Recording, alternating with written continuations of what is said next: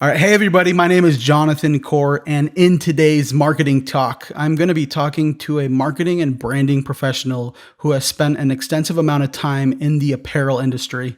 My guest today, Bart, was formerly the head of brand and VP of marketing for Strideline, where he collaborated with some of the biggest names in the sports industry, such as Marshawn Lynch, Saquon, Barkley, and Antonio Brown, just to name a few. He is now the director of partner development for LTV Digital, where they help brands grow the lifetime value of their customer.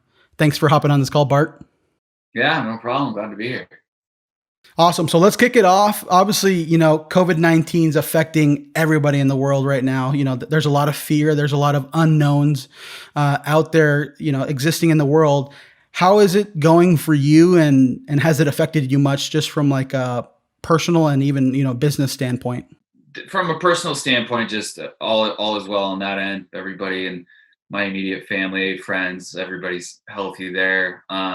So I haven't experienced, thank God, anything there. But from a business standpoint, definitely everybody's seeing some impacts across the board, especially physical hard good companies that manufacture anything overseas or even manufacture here, along with fulfillment centers are definitely hit.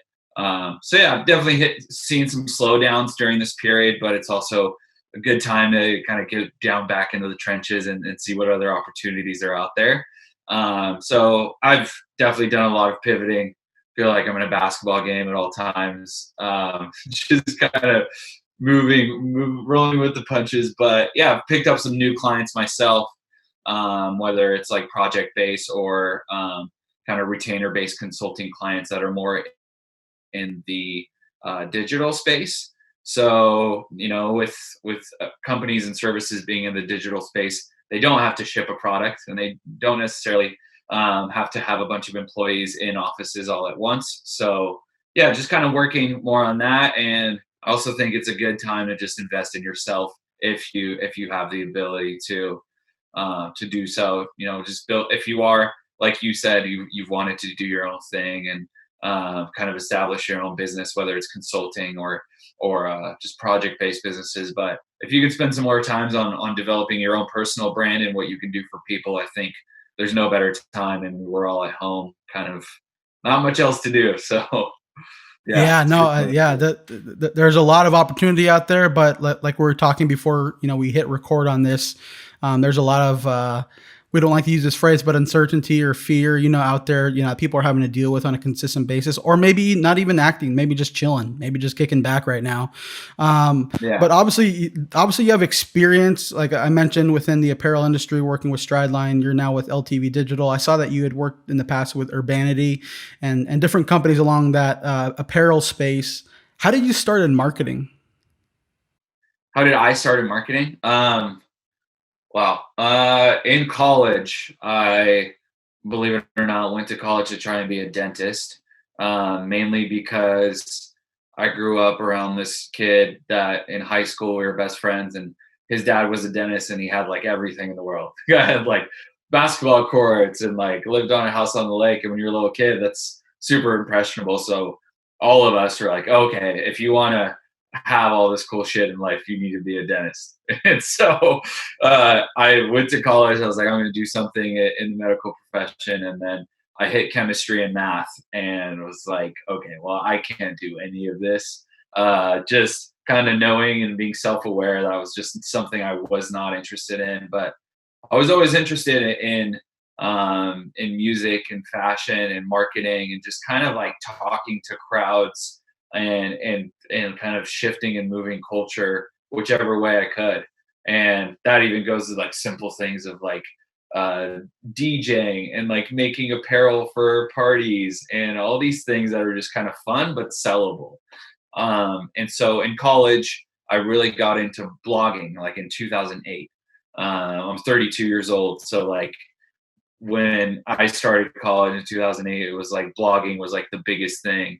Websites like Two Dope Boys and Hype Beast and all these sneaker blogs and stuff just started popping up. I know that some of those names are like either ancient or still current, but blogging was so big. And so I started a website called Fresh University, which was just like I'm at Wazoo, I have class, and then I love to like write about either fashion, music, or sneakers. And so I would just daily wake up, write like 10 blog posts, and go to class. Or just anything would happen on another blog that was bigger than mine, I would just take that and write it on mine. I'm not ashamed to say I would just steal other people's news and write about it. And so that kind of, I wouldn't say like took off, but it kind of got some buzz within the collegiate, like Northwest collegiate realm of things. And so I like made apparel behind it, would like sponsor little events. And when I say sponsor, I mean just like put up a banner and not pay for anything, and just kind of hack different ways of growing this fresh university brand. And it grew within, like the Wazoo and like Greek system, and that's all it really did. And but it did catch the eyes of like some Seattle people, and they're kind of like, oh, is this person like blogging nonstop and putting up all of these articles? And so it caught the eye of, like you mentioned, Urbanity and like Rich Kids brand, which was some apparel brands earlier on that were birthed around the same time I was going to college. And then at the same time, I was printing like T-shirts for different events and promoting events while I was still in school, just to try to like make some extra money, because we're all broke in college unless you are like a trust fund kid and can get, direct deposits all the time. But yeah, so I just really found myself doing that all the time and never felt like I was actually like working a serious job. It was just fun. I was writing articles, I was making clothes, I would end up making some a little bit of money off of it, but it never felt like I was in it for the monetary gain. And so after a while, like those brands in Seattle would notice what I was doing in college, and I got some job opportunities out of college to do social media marketing and like kind of just growth hacking, Instagram, Facebook, Twitter, and then MySpace was dead by then, so it was like not even a platform at that point. But yeah, I just really got interested in how like you can build a brand from scratch, because that's what I did, and you can get people involved around cultural norms and just kind of build it up. And so my like general interests in marketing are what led me to studying digital culture, and or as digital technology and culture was kind of the major I ended up with at Wazoo. Um, but at the same time, I was like, I just want to keep doing this, and how can I do it on a bigger scale? So that was kind of like my first spark into marketing, and then other jobs naturally followed. With what you explained, it resonates with me, and especially some of the conversations I've had recently. Obviously, EJ was my recent guest, and then Galen a few weeks ago. I'm seeing different, people in business uh, who have like more of a knack for creative be naturally drawn to more of marketing. Like for me, I'm also very drawn to music. I was a musician before I actually came into the marketing realm myself, and even from an apparel standpoint, like Yeah. I was commenting on somebody's LinkedIn today, and they were just talking about how people buy based off of emotion, based off of a brand instead of just like the actual transaction. And one of the things that came up right in my mind was when I was able to save up for my first pair of shoes, which happened to be, Nike Air Force Ones, like they Nice. were super nice. Yeah. But for me, like just remembering that moment was very like impactful for me, because I'm like, wow, like this is what I've wanted and I finally have it. So I'm interested. So the reason I'm sharing this is, what similarities, like what types of characteristics do you think people have that go into marketing? Because I've been noticing a trend from a creative standpoint. What are some of those maybe outlier characteristics that you've noticed talking and getting to know a lot of other marketing professionals that really stick out, and that may kind of not exactly line up with what you do, but there's similarities there? Yeah, I think it depends what pocket you fall into, because there are just transactional marketers out there too. Like, I think you fall into, you're the creative marketer, or you are that technical transactional marketer. And those people, I find, like I've always been on the creative brand side, but then I almost fell into working with a lot more of these transactional marketers, where they're like, hey, that's cool and that's compelling and emotional, but how do we get it? How do we get somebody to purchase it in the simplest way? Like when it comes to building a landing page, or how does your email look? Does your email get delivered? Does it get seen?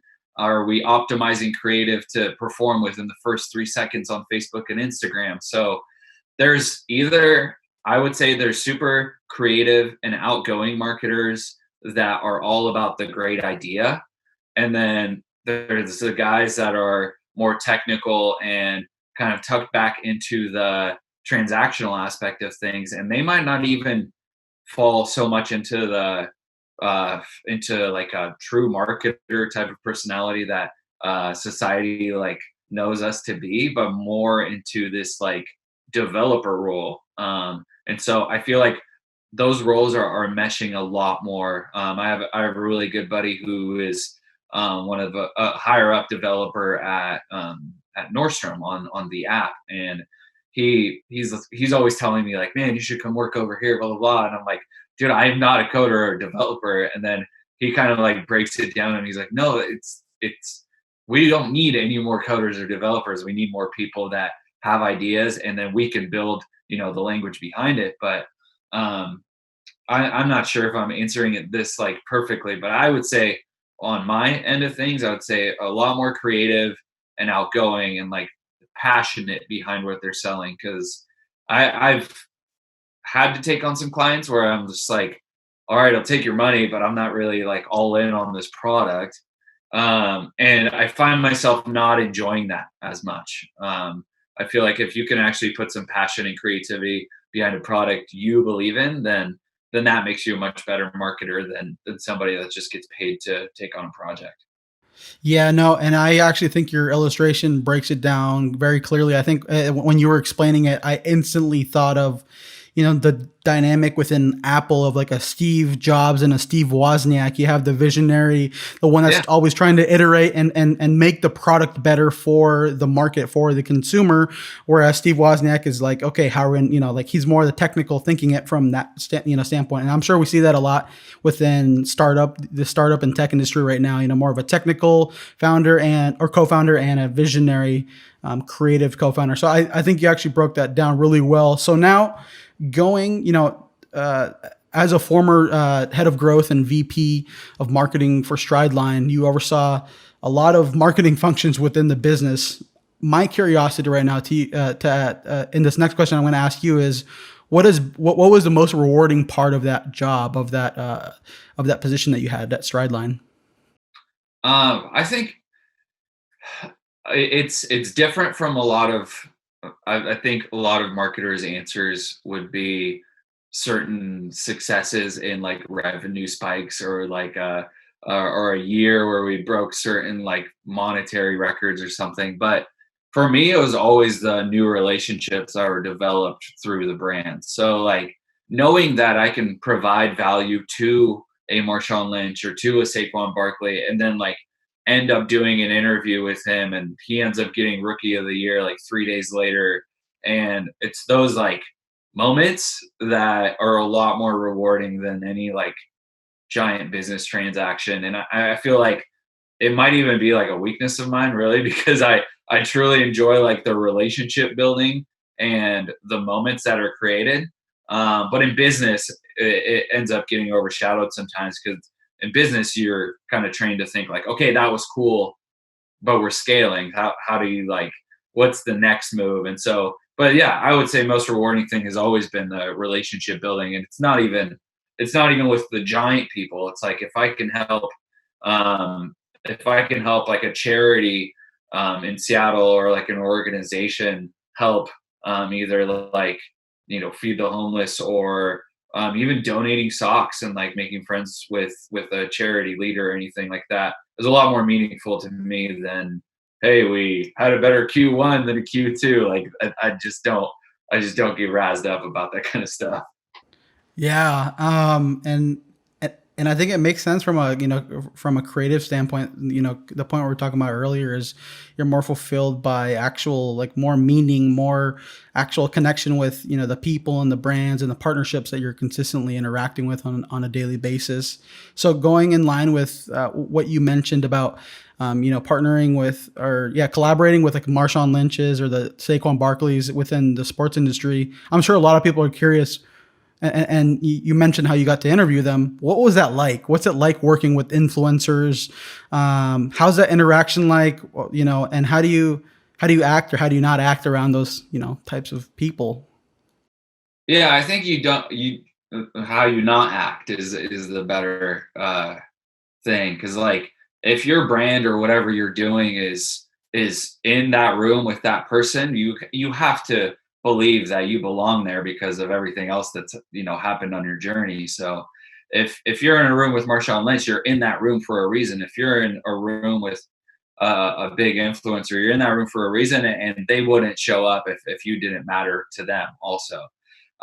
So you got to treat it as you're supposed to be there. I've gotten a lot of like just even like buddies and friends that are like, oh my god, like what was that like? And of course, it is awesome. Like Marshawn Lynch is one of the like funniest, most impactful people in sports in football history. But it's you have to respect their talent and their time, and they're there for you or your brand, and it's awesome. I definitely like do whatever I had to do that day, but then you kind of sit back and you definitely sit back and appreciate it. Like, whoa, I can't believe that happened.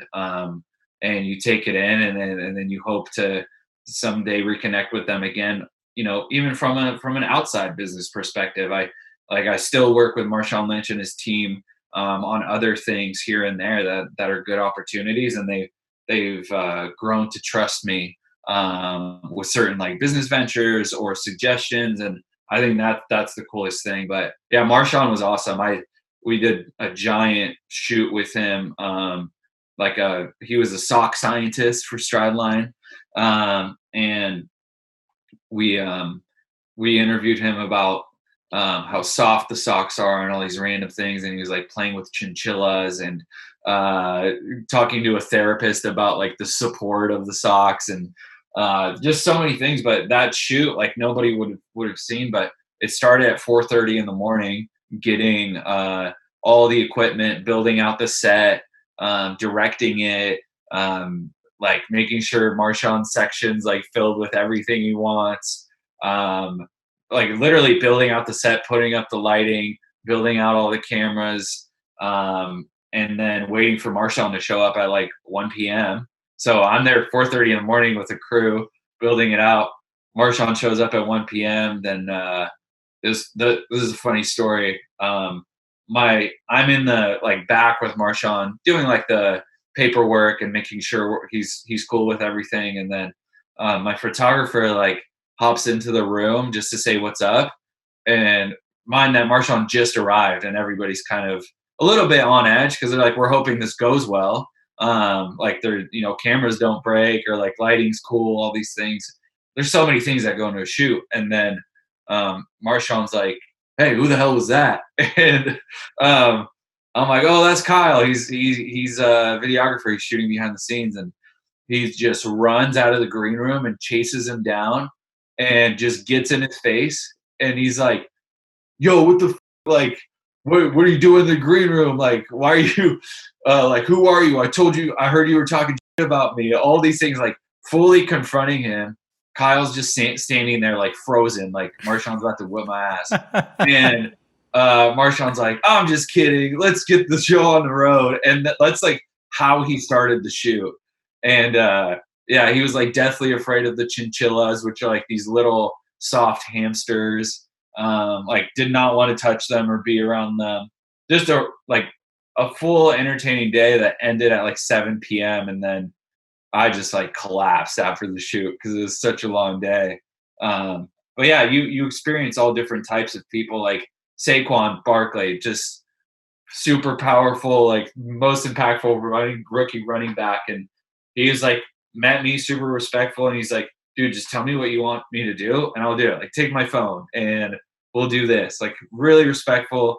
Love what we did. Was super cool during the interview. And I don't know. I feel like I've been fortunate to work with some like easygoing people, but Marshawn's always a wild card. Like, I didn't want to end up on YouTube like asking him stupid questions or something. Yeah, no, and honestly, like from a like an emotional intelligence standpoint, man, like like talk about icebreaker. Yeah. Talk. No, you have no idea. Like, you walk into a room for the first time with him, and it's like, what do you say? You could say anything, and he'll be like, "You know why I'm here," or just things that he could have just one worded me the whole time. But no, he's cool, and we've ended up building a healthy like relationship and kind of a business partnership down the road. So it's been awesome. And like I said earlier, if you're in the room for that purpose, then just act like you're supposed to be there. Because if you force yourself to act a certain way around important people, then they'll sense it Oh yeah. in one way or another. It'll just be awkward. Yeah, no, I agree, and I even think in a general standpoint, I think we can sense in general as human beings when somebody's being a little bit disingenuous or like not being themselves and trying too hard, Yeah. and it just for some reason it comes across offensive, but it makes sense. So now from a like influencer marketing standpoint, you don't have to go into specific details about specific people or campaigns, but have there been any like influencers or partnerships where it didn't go well or where it actually wasn't as as well or as good as you thought from an actual like personality standpoint or just connecting with certain people? Yeah, I wouldn't say there was ever like too much, and oh, I think it started raining. Sorry, it snows. Too much animosity or any like bad blood between anybody, but sometimes people go into, and it's on both sides. Like, if I'm working with an influencer that has, a crazy following and ridiculous engagement, and will kind of do a deal with them, or like a partnership deal where they promote a brand and you're expecting some sort of sales. It's really all over the board. Influencers and the business structure behind influencers is just the wild wild west. Like, you can have somebody that has 1 million followers mention your product, put it on their story, do something cool with it, and move like 3 units. And you can have somebody with 20,000 followers that has a really tight knit, genuine following, and puts a really authentic story behind something, and it'll do a lot better than the bigger person. And so, yeah, I've learned with a ton of influencers that like the numbers you see on Instagram aren't all that important. I think you can have a small following and be super influential, or you can have a giant one and do absolutely nothing. And yeah, it's across the board. But I've definitely gone into some where it's been like, well, that didn't work out. So, and then you end up knowing a little more about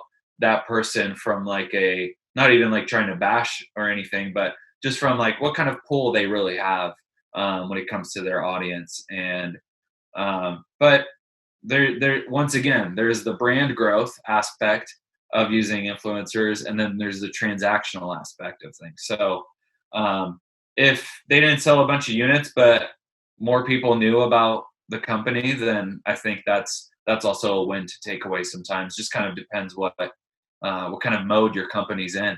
Sometimes you could pay an influencer and be cool with them just growing your brand, or you really need them to move something for you. So Tim Ferriss, he mentioned a book. I haven't read it yet, but it's called Thousand. I don't remember who it's by, but it's like 1,000 True Fans, and it talks about that same concept of like you don't need millions of people to buy your product, service, or idea. If you get a condensed group of quality, yeah, engaged customers, that will go a long way than just having the quantity there. yeah, I'd rather have 100 people buy my product 1,000 times than 1,000 people buy my product once. Boom. That should be on a bumper sticker there. So now, like, So now swapping more into like your role now as director of partnership development for LTV Digital. How did that transition happen? And what are some of the roles and aspects of your position that you've been handling there? Yeah, it was as organic as it could be because LTV had actually been working with Strideline before I kind of made the jump, and so the two guys that run LTV had helped build up and sell some big companies in the past, and then they had been working with Strideline on optimizing their ad creative and just really growing their email marketing funnel. And then throughout that time, it was almost like Strideline was growing in other aspects of the company when it comes to like custom socks and retail, which is kind of away from my realm of direct to consumer marketing. But so that part of the company is growing tenfold just because buying 1,000 pairs of custom socks is a lot more than going on the website and buying a 3 pack of socks. So a lot more focus there. And then I, with a couple creatives, ended up pretty much running the direct to consumer department on my own with these LTV guys. And so that was like the general building structure and like repetition, the strategy of what we were doing. And then after a while, it was myself and LTV while I was still employed for Strideline, just kind of reporting back to the owners what was going on. And then in the meantime, LTV was growing with new clients outside of Strideline, and they're like, "Hey Bart, we need you for other stuff. Can you do more than just Strideline? You want to make some extra money?" And I was like, "Yeah, of course. As long as the Strideline guys are cool with it, I don't want to like step on any toes, burn any bridges, because I wouldn't want to just like disrespectfully be like, I'm going to LTV now because what I did here worked. So I talked to them. They were cool with it. I still get to keep Strideline on as a client, and at the same time get to work with more brands. And just personally, I've always wanted to like be able to impact more than just one pocket of business. And so it's been cool. Like no hard feelings over there. And the transition from working with those LTV guys already to what it is now was just kind of seamless. And now, similar to us doing a Strideline, influencer, product placement, brand building, email, Facebook, Instagram, TikTok now, but just for more brands. Yeah, and now like in regards to like you mentioned earlier how you have some of your own clients as well, doing your stuff separated from everything else. How has that like helped? Like how has the experience obviously that you've had with Strideline and then obviously LTV Digital impacted the way you approach even your own personal consulting clients? Oh, tremendously. I mean, I've worked with those guys that have probably like 20 years of experience on me, day to day, and just learning like how to kind of balance your ambitions and what actually works in today's e-commerce world, and implementing those strategies across the board for companies that might not even be thinking about that kind of stuff really really helps. And how you approach a client and kind of assess them on what they actually need from an agency standpoint. It's like I probably wouldn't even know that structure if I didn't work with an agency before. Um, Actually talking to a business and figuring out what their needs are and if they even have any, and what holes there are in certain companies where you can help, and building strategies around that, I think is huge. Having agency experience, and if anybody ever wants to go out on their own, or be part of an agency or move up in an agency, I would highly recommend like out of college or in college, or skipping college, whatever you want to do, but going to an agency and really getting that experience just to learn the full cycle of what you can do for people. Yeah, no, that. I think that's great advice. I've heard and seen a lot of employers too lately, saying agency experience is a plus, and I'm sure it's just navigating multiple accounts and working on different campaigns for different companies. I'm sure helps in the long haul. So let's set aside your skills within marketing, your skills within branding, your skills within agency and like consulting and e-commerce. What characteristics, when it comes to just being a human being in general, do you think has benefited you to connect with the right people, to I guess make opportunities, where ultimately there probably were none to begin with? Like what are some of those key characteristics outside of your skill set that you believe has contributed to the overall success and growth that you've had within your career? Yeah, I always say this. I think the one thing is building partnerships off of things you're genuinely interested in, and not connecting with people and networking with people just for personal gain. Um, I really feel like this is like a fun way to make more friends that are more interesting than I am. And if you're always like seeking to improve the life of others and add value to theirs while genuinely being interested in providing that value and learning from them, I think that's taken me further than anything. It's just kind of like I can I can spark up a conversation with anybody at any time when I meet them, just off of like being able to network with those principles in mind. Because I don't know, I've seen the other route of like when people just form relationships to build their company and then you never hear from them again. And I just don't like that approach whatsoever, because it just from a moral standpoint, I think it kind of cheapens your brand for what you're doing. And I totally understand, like the Nikes and Pumas and the giant brands of the world, like they are you're an amazing athlete or an influential person. Here's a check to promote us, and I totally get that. But how much cooler is it when the story behind a partnership is really authentic? Like, I don't know, you could use like the Kaepernick story with Nike and how that was just real, and it wasn't just like, oh, Kaepernick's a football player, let's give him a shoe or something. So those kind of relationship building principles, I think, have taken me further than anything else. Yeah, and I think you're kind of touching on the same point we talked about earlier. I think naturally, whether people want to accept it or not, I think we all have our own unique personal brand or reputation, and you can either navigate that more transactional or more like it's this for that, or it could be a long term play, from a branding aspect and adding value and actually getting to know people that you're doing business with and actually interested in them as a human being, Yeah, aside from just what they've accomplished or what they've done in their life. right. So now, you mentioned TikTok earlier. Obviously, that's a platform that's been on the upside, and so I'm curious, how are you continuing to learn and stay on the cutting edge of marketing? You mentioned growth hacking. That's a very big thing that a lot of people are moving towards now. How do you continue to learn just within marketing outside of just like real life experience that you're getting? Yeah, I just stay tuned to like literally any platform that is being used for marketing. I personally use it. I explore it as a marketer, but I also just use it as a consumer. So if it's hard for me sometimes, because when an ad or anything is so good that you do end up going through the funnel and purchasing something, I need to remind myself sometimes, like, wait, how did they get me?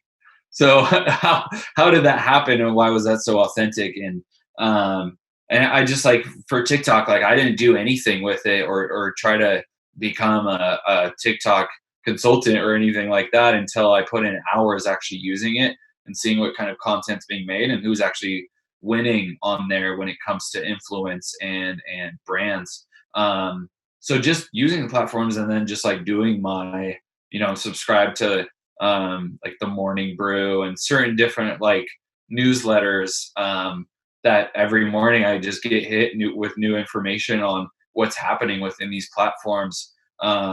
And I'll even find myself like once or twice a week just Googling in like the word Instagram and looking for updates and all those kind of things. I think there's you do a lot more learning once you're done with school, because like you can take a marketing course, but the next year everything you learn is pretty outdated in how things are done. So just constantly learning, exploring, using the actual platforms, and talking to friends within the industry that also use those same platforms and see what's been working from them.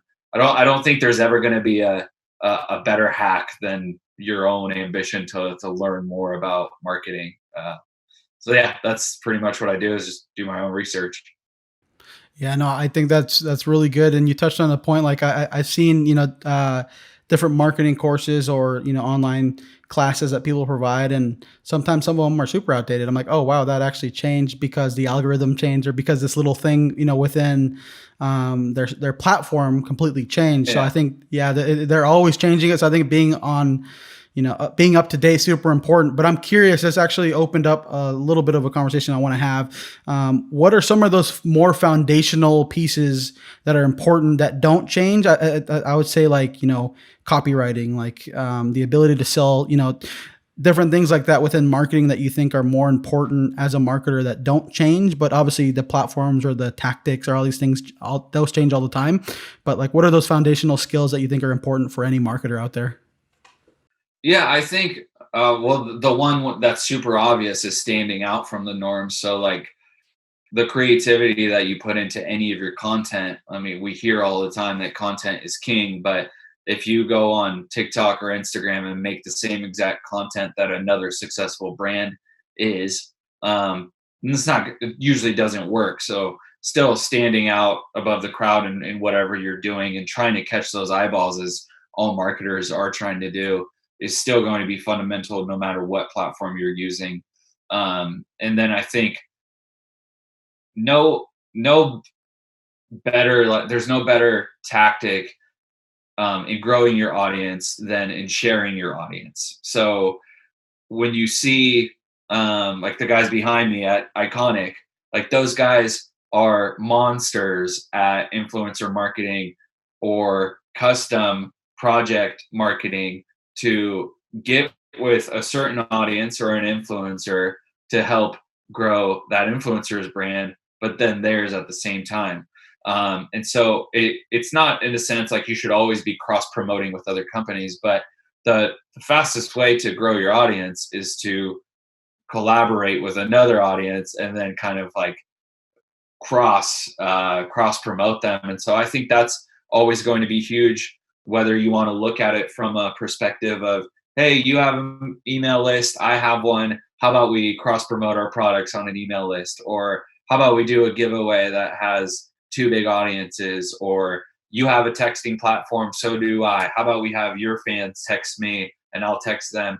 All that kind of stuff is always going to be fundamental. The platforms are just going to shift, but grabbing each other's audiences in an authentic way is always going to work. And then, like I said before, just standing out with your creative is going to be big, but you got to be unique. Like if you see a company like Theragun putting their massage guns in every fitness influencer in the world, that doesn't mean that your product for fitness is going to do the same exact thing with influencers all on Instagram. So there's certain companies that kill it, but then you see a lot of other companies try to do the exact same thing, and it just doesn't work.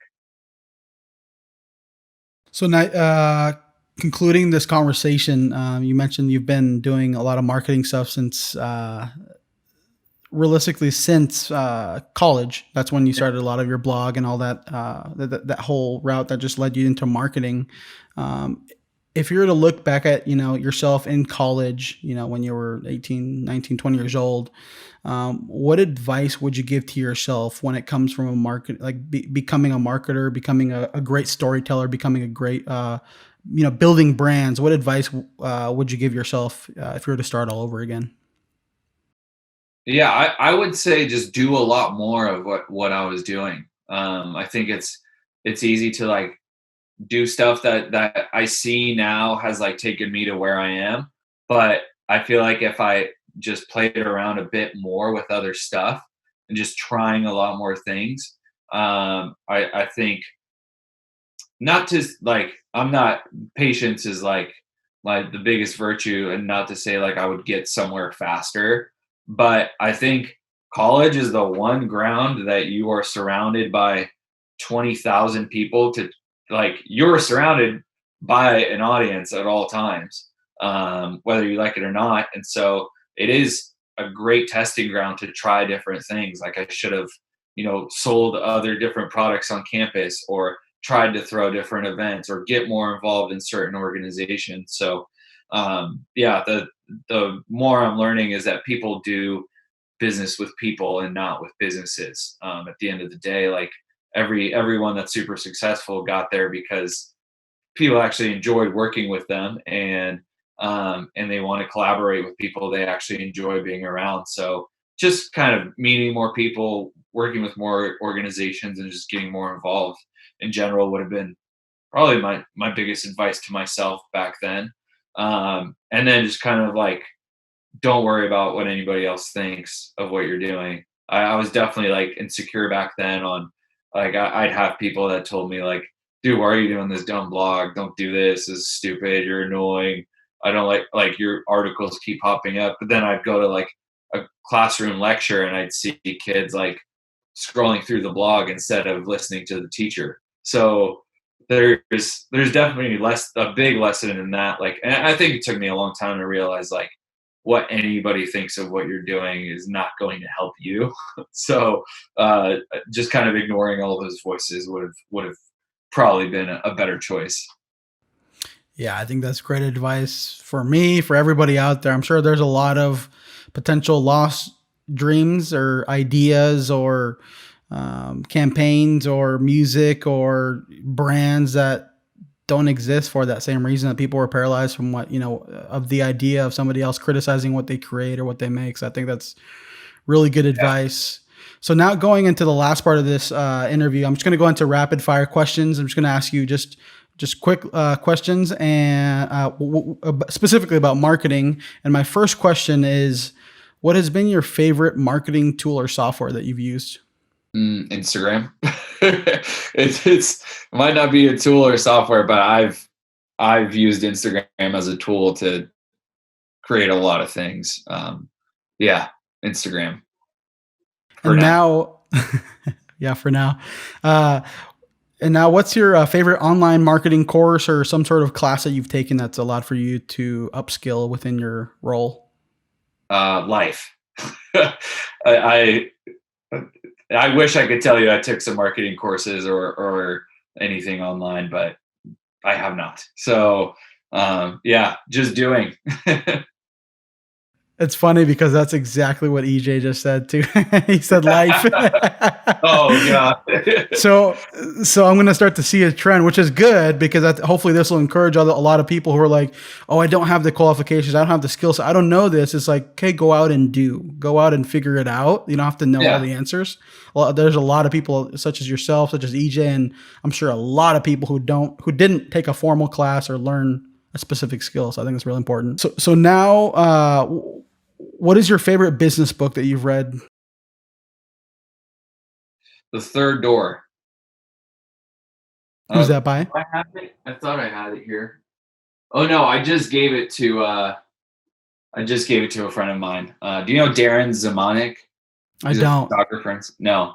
The Third Door is this book about um forget the author's name, but it is so impactful. It's about this guy that was just trying to start his own thing, and there was always a third door to anything that he wanted to access. So, like, you have the front door, the obvious door, like go apply for this job, or you have the back door of something. You might know someone, but then there's always that third creative door that can get you to where you want to go. I'm pretty sure this guy wanted to buy a certain car or do something that required no I think he wanted to travel somewhere, but it was super expensive, so he hacked his way onto the Price is Right. Somehow he got on the Price is Right, and then he won, and then he used that money to get somewhere, and then he got there, and then he took that money to start a business. And it's just kind of like, there's so many. He goes on to tell his story, and then goes on to tell all these random stories of business people that um, got to certain avenues by using that third door. And my third door has always been Instagram too. It's just like Yeah, I this might sound kind of like sneaky, but um, like for instance, I worked with DJ Khaled, and I met him and did some cool things with him, and it was like I figured out who his DJ was, and I figured out who his photographer was, and then I figured out like who he worked with last, and it's like, why don't I just try to Instagram DM his photographer to see if they'd be interested in some custom We the Best socks, and then from that came like I made him some free socks, and then I met him at a Beyonce Jay-Z concert, and he like gave me his tickets to the show, and then we ended up doing like a big We the Best collaboration, and it's like that is an example of the third door rather than being like, oh, which agent or which record label do I need to write an email to get to talk to his agent. His agent will charge me money. It's just like kind of screw the traditional routes that are out there, and this book is all about it.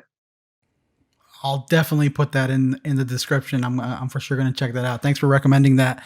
My last question for the rapid fire questions is, who's your favorite marketer? Somebody either you know or somebody you just admired from afar. This is such a cliche answer, but Gary V. There you have it. So, if people are interested in following and keeping up to date with what you're doing, what platforms or what channels are you interacting with people on a consistent basis? Yeah, I would say from the marketing definitely on LinkedIn. I definitely like to work in industry and social media platforms on there. And then if you just want to see me run a bunch of miles and take pictures of my dog, then Instagram's a good one too. Awesome. Well, thank you very much, Bart. I really appreciate you hopping on this call and sharing all your experience, your knowledge, some resources, and even that book that I'm really looking forward to digging into. And overall, just thank you for just taking some time out of your day to help out. You tell me out, but then also to help out the people out there who are also wondering and asking questions that I believe you answered today. Yeah, for sure. Thanks for having me. This is fun.